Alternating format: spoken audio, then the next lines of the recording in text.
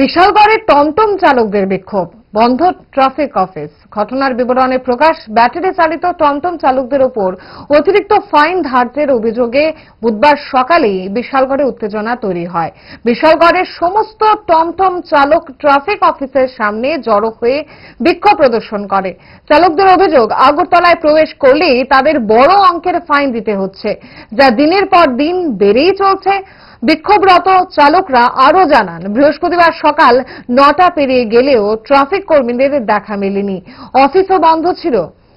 Office বন্ধ অবস্থায় পাওয়ায় তাদের ক্ষোভ আরো বাড়ে। বর্তমানে ঘুরতে গেলে আমরা একটা কিছু টাকা ছবি তুলে নেবে, সামনে ছবি তুলে 10,000 টাকা 20,000 টাকা মানে 15,000 টাকা একটা ফাইন লিখে দেয়। কিন্তু আমরা কটিয়া ভাই, আমরা দিনে 300 টাকা 600 টাকা ইনকাম করি।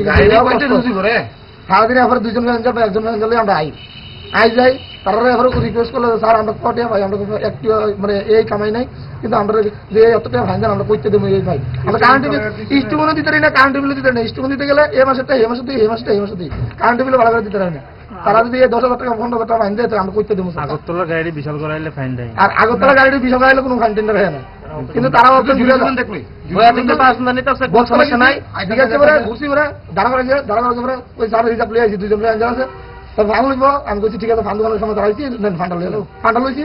ওরা হঠাৎ করে এসে ছবি দিলে যা যাও দেবো 20,000 টাকা ফাইন লাগলে গাড়ি আটকে করুন। 07 দেখলে গাড়ি আটকাম